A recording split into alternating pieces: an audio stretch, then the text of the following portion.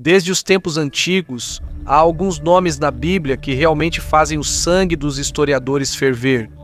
Eles não são heróis, não são mártires. Eles são as pessoas que usaram o trono não para governar com justiça, mas para destruir o povo de Deus por dentro. E o mais surpreendente é que por trás de alguns dos piores reis, também havia rainhas ainda mais ferozes, mais astutas e mais perigosas do que seus próprios maridos. Mulheres com grande influência, e usaram essa influência para afastar o reino de Deus. Essas não são apenas histórias de mau comportamento, são estudos de casos históricos de como a direção de dois reinos, Israel e Judá, mudou por causa de 3 mulheres cujo único objetivo era poder, controle e vingança. Você provavelmente conhece a primeira Jezabel, a rainha que espalhou a adoração a Baal em Israel e se tornou um símbolo do mal. Em todo o Antigo Testamento, mas ela não estava sozinha. Ela tinha uma filha que seguiu seus passos na escuridão, e em outro lugar havia outra rainha com o poder de mudar o destino de um profeta num instante, e a pergunta é: quem são essas mulheres? Por que elas são consideradas algumas das rainhas mais perversas de toda a história da Bíblia? E como elas deixaram feridas que ainda são sentidas nas histórias de fé até hoje? Neste vídeo, vamos dar uma olhada em 3 rainhas que usaram seu poder para espalhar medo, idolatria e assassinato. E acima de tudo, vamos descobrir o que aconteceu com elas e por que seus nomes se tornaram um aviso para cada geração. Mas antes de começarmos, não se esqueça de curtir e se inscrever no nosso canal. Isso ajuda muito a nós, criadores de conteúdo. Muito obrigado e agora vamos começar. Vamos começar com Jezabel. Jezabel não era israelita. Ela era uma princesa de Sidom, uma cidade conhecida pela adoração de ídolos. De acordo com a história, ela era filha de Itubaal, um rei e sacerdote dos fenícios, povo das cidades de Tiro e Sidom. Em outras palavras, ela cresceu cercada pela religião pagã, pelos rituais de Baal, um ídolo adorado naquela época como deus da chuva, relâmpago e fertilidade. Por isso, quando Acabe, o rei de Israel, se casou com ela, foi um sinal claro de desobediência ao mandamento de Deus. Pela lei de Israel, era proibido que um israelita se casasse com um pagão, ou seja, com alguém que adorasse outros deuses. Mas Acabe ignorou isso. E foi a partir dessa decisão que começou um dos períodos mais sombrios em Israel. Durante os 22 anos do reinado de Acabe, a situação piorou ainda mais porque Jezabel foi quem o afastou do Senhor. Não foi difícil convencer Acabe. Ele tinha muitas fraquezas e Jezabel usou todas elas para levar toda a nação a adorar Baal. Na Bíblia disse que Acabe foi o pior rei da história de Israel. E isso não é de se surpreender, porque ele tinha Jezabel ao seu lado. Jezabel era uma rainha destemida. Ela não tinha respeito por Deus. Ela não tinha medo dos homens. E ela não tinha a intenção de parar qualquer ato de maldade por sua causa. Não via problema em substituir a adoração a Deus pela idolatria. E ela não fez isso às escondidas. Ela obrigou todo o país a seguir. Isso pode ser visto quando ela reuniu 450 profetas de Baal e 400 profetas de Aserá, e ela ainda lhes deu um lugar à própria mesa do palácio. Prova clara de quão profundo era o controle dela sobre Israel. E por causa da influência dela, a adoração a Baal se espalhou ainda mais.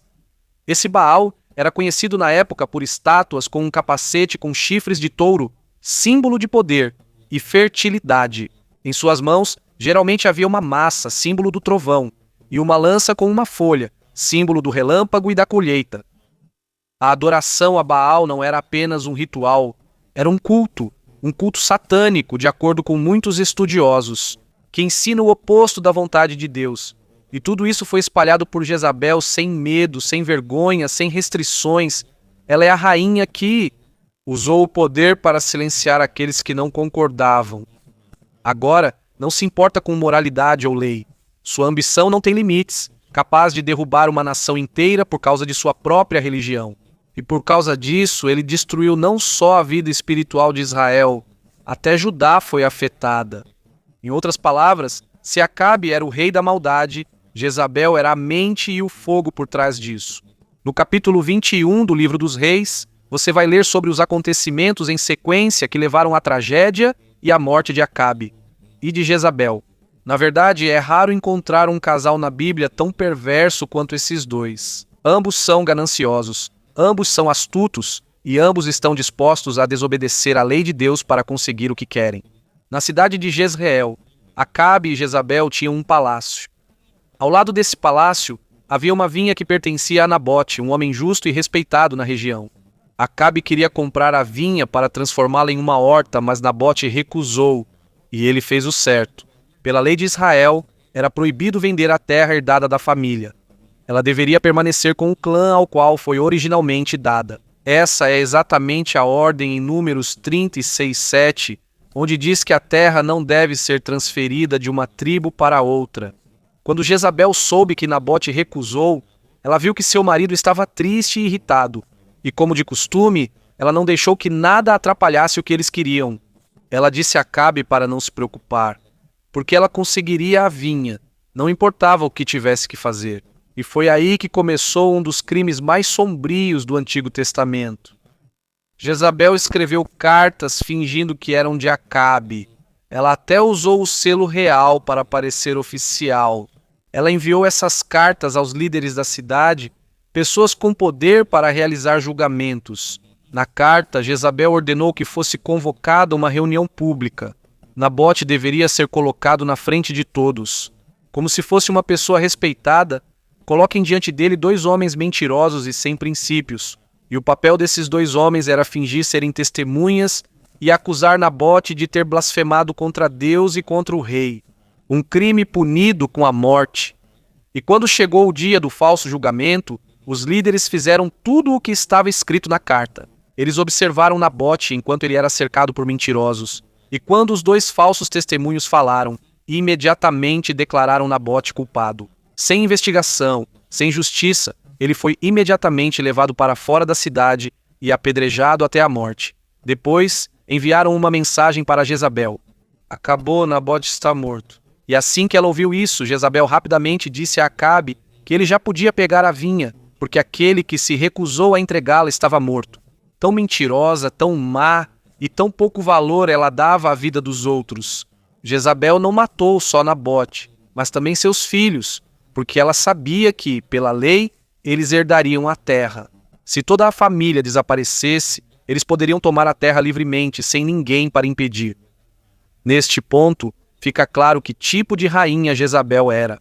Uma pessoa que tinha um plano para cada movimento, sem medo de fazer o mal e disposta a matar por capricho.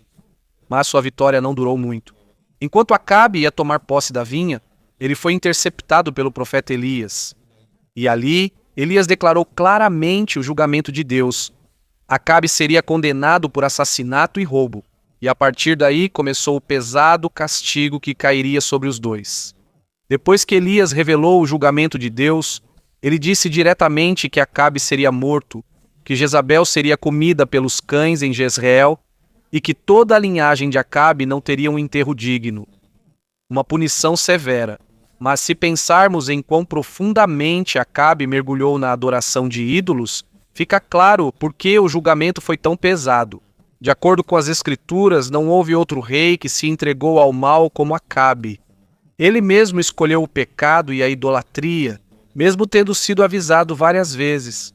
Mas quando Acabe ouviu sobre a destruição que estava por vir, ele se humilhou, lamentou, jejuou e se curvou diante de Deus como sinal de arrependimento.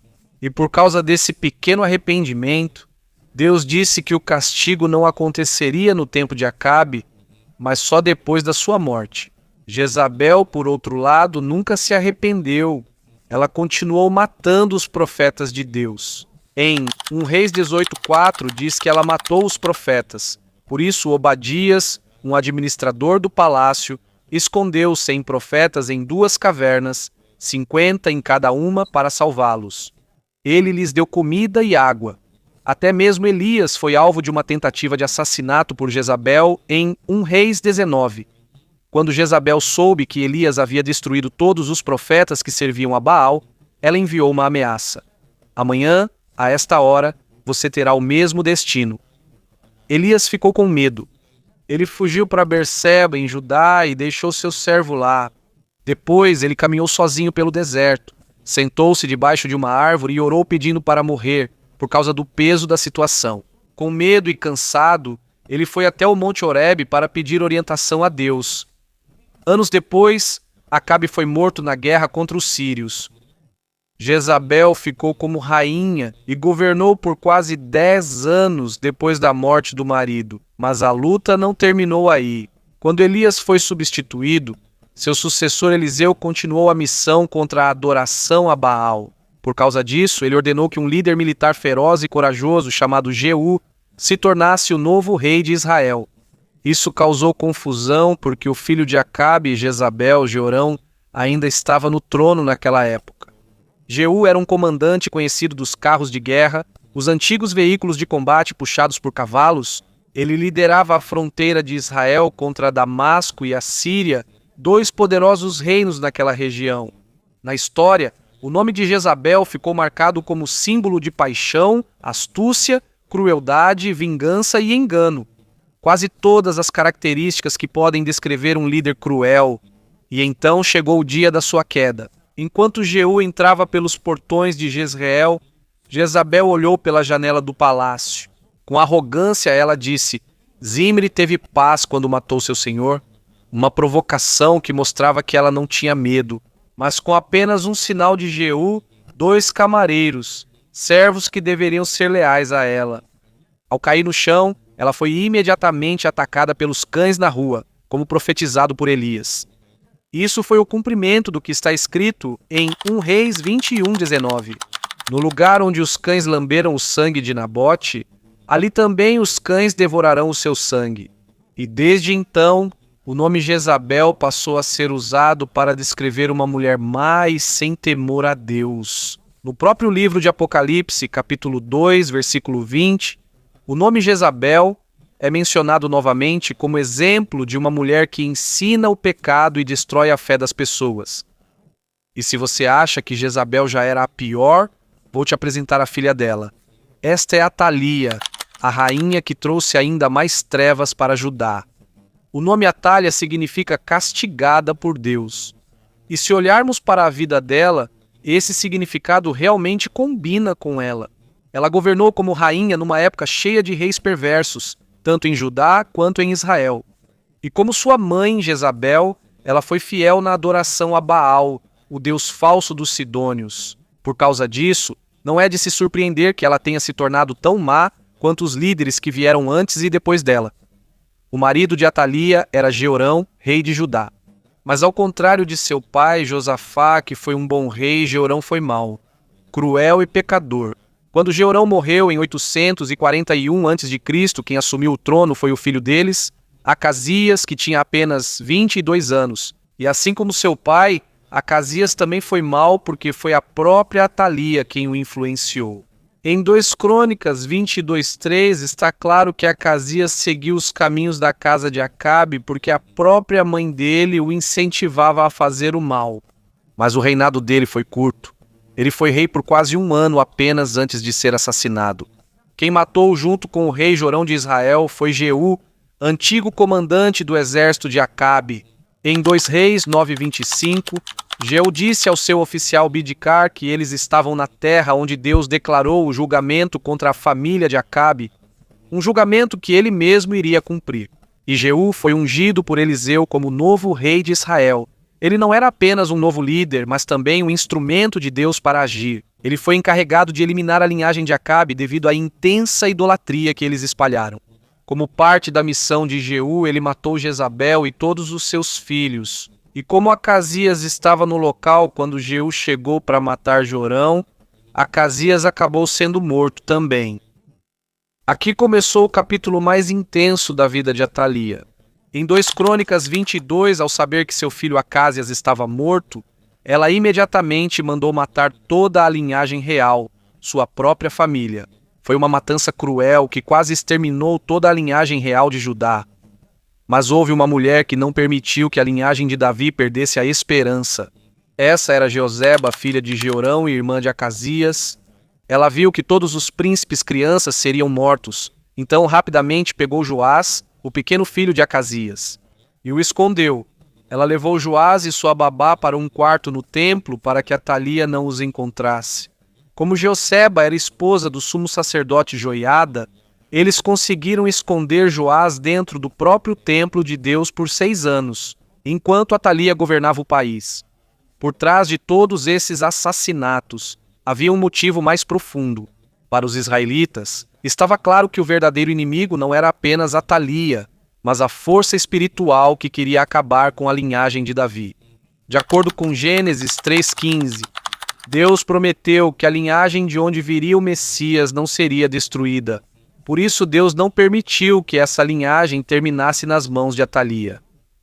Joiada continuou cuidando de Joás, o herdeiro remanescente, durante 6 anos, em segredo, silenciosamente e longe dos olhos da rainha, que estava disposta a matar até mesmo o próprio sangue só para permanecer no trono. De acordo com 2 Reis 11:2, Jeosseba, filha do rei Jorão e meia-irmã de Acasias, foi quem salvou Joás. Ela tirou a criança do meio dos príncipes que seriam mortos e a escondeu junto com sua babá em um quarto do palácio. Por causa disso, Atalia não encontrou Joás, e ele não foi morto. Em 2 Crônicas 24:7 é explicado o quão maus eram os filhos de Atalia. O versículo diz: eles destruíram o templo de Deus e ainda pegaram os objetos sagrados para oferecê-los a Baal. Realmente, Atalia não sabia que tinha um neto que sobreviveu ao massacre. Assim como sua mãe, Atalia era uma devota adoradora de Baal, um falso deus adorado em Canaã e na Fenícia nos tempos antigos. Sob o governo de Nahirabe e Jezabel, a adoração a Baal se tornou muito popular em Israel. E, em resposta, Deus usou Elias para mostrar que ele, e não Baal, era o verdadeiro detentor do poder.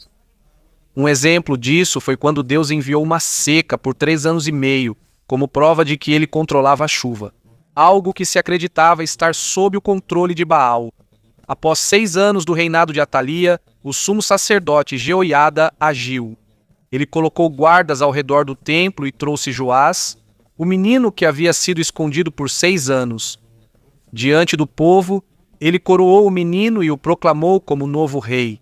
Em 2 Reis 11:12 está claramente declarado que deram a Joás a coroa e uma cópia da lei de Moisés como símbolo de sua realeza. O povo gritou enquanto aplaudia, dizendo: "Viva o rei!" De acordo com 2 Crônicas 23:12-13, Atalia ouviu o barulho das pessoas comemorando. Ela foi até o templo para descobrir o que estava acontecendo. Quando ela chegou, viu o jovem rei em pé ao lado da coluna na entrada, usando a coroa e cercado por oficiais, trombetas e pessoas comemorando. Quando viu isso, Atalia rasgou suas roupas e gritou: "Traição, traição!" Mas ela percebeu algo imediatamente. O povo apoiava totalmente o menino e ninguém ouviu seus gritos, porque todos sabiam que Joás não era Yusuf. Ela era a rainha que usurpou o poder. Joiada ordenou aos guardas que levassem Atalia para fora. Ela não podia ser morta dentro do templo porque o lugar era sagrado. Ela foi levada ao portão dos cavalos e lá foi morta como punição por toda a maldade que fez em Judá. Na história, existem 2 tipos de líderes. Há aqueles que lideram porque querem servir e se importam, e há aqueles que assumem o poder apenas porque querem dominar e se beneficiar. E no caso de Atalia, não é preciso muito tempo para perceber que tipo de líder ela é. Quando soube que Jeú matou seu filho Acasias, ela imediatamente decidiu eliminar todos os herdeiros da linhagem de Judá, inclusive os próprios netos. Um massacre cruel que quase exterminou toda a família real. Mas ela não conseguiu matar Joás, a única criança que sobreviveu, porque havia uma mulher fiel chamada Jeossabiate que rapidamente escondeu o menino dentro do templo de Deus, onde ele ficou por 6 anos. Por isso, Atalia não conseguiu alcançá-lo durante o massacre sangrento de toda a família. Atalia também não se importava com a promessa de Deus ao seu povo, que o Messias viria da linhagem de Davi, e isso não a impediu. O poder era mais importante para ela do que qualquer palavra de Deus. Esta é a imagem de um líder sedento demais por poder. Faria qualquer coisa para conseguir e manter o poder. Para manter sua posição, até matou seus próprios netos. Atalia governou Judá por 7 anos, Mas chegou o dia em que o próprio povo a derrubou de forma violenta e sem hesitação. A rainha Atalia é um dos exemplos mais claros de uma líder que não foi moldada pelo amor ou pelo dever, mas sim pela ambição, arrogância e desejo de dominar. Você pode facilmente reconhecer esse tipo de líder, e ela é o exemplo mais extremo disso. Herodias, rainha da Galileia. Herodias é conhecida como uma das mulheres mais cruéis do Novo Testamento, e isso se deve a um acontecimento. Ela foi responsável pela morte de João Batista. Na Bíblia, ela é chamada de esposa de Filipe, que era irmão do próprio Herodes, o tetrarca Herodes Antipas. Mas mesmo sendo proibido, Herodes Antipas ainda assim a tomou e se casou com ela, mesmo Filipe ainda estando vivo. João Batista corajosamente pregou que o que eles fizeram estava errado. Herodes ficou preocupada e irritada, pois não aceitava ser chamada de pecadora publicamente. Por isso queria matar João. Ela convenceu Herodes Antipas a mandar prender e encarcerar João. Por isso, João foi preso por ordem dela. Na verdade, Herodias queria mesmo era matar João, mas Herodes Antipas estava hesitante, com medo da reação do povo. E ele também acreditava que João era um homem bom e santo. Chegou o aniversário de Herodes e ele deu uma grande festa. Enquanto todos se divertiam, a filha de Herodias entrou e dançou diante dos convidados. Ela impressionou Herodes e todos os presentes. Feliz, Herodes prometeu dar à jovem qualquer coisa que ela pedisse. Qualquer coisa. De acordo com Marcos 6, 17 a 28, foi assim que aconteceu. O próprio Herodes mandou prender João por causa de Herodias, esposa de seu irmão Filipe, com quem ele se casou. João repetidamente dizia que pela lei de Moisés o que eles fizeram era proibido. Herodes tinha um grande ódio por João e queria matá-lo, mas não conseguia porque Herodes protegia João, porque ele sabia que João era um homem santo e justo. Herodes ficava confuso com o que João dizia, mas gostava de ouvi-lo. E apesar de todos os cuidados dele, chegou o dia em que Herodias teve a sua chance. Na celebração de aniversário de Herodes, estavam presentes os oficiais, comandantes militares e os líderes da Galileia. A filha de Herodias entrou e dançou, e Herodes e os convidados ficaram muito satisfeitos. Herodes disse à jovem: "Peça o que quiser e eu lhe darei." E ele ainda prometeu que mesmo que ela pedisse metade do seu reino, ele daria a ela. A jovem saiu e perguntou: "O que devo pedir?" Herodias respondeu: "A cabeça de João Batista." A jovem voltou imediatamente para Herodes e disse: "Eu quero agora, neste exato momento, a cabeça de João Batista em uma bandeja." Herodes ficou triste, mas por causa das promessas que fez e porque não queria se envergonhar diante dos convidados, ele não voltou atrás. Então ele enviou um soldado à prisão, decapitou João e trouxe a cabeça dele em uma bandeja. Ele entregou isso à jovem, e a jovem entregou para Herodias.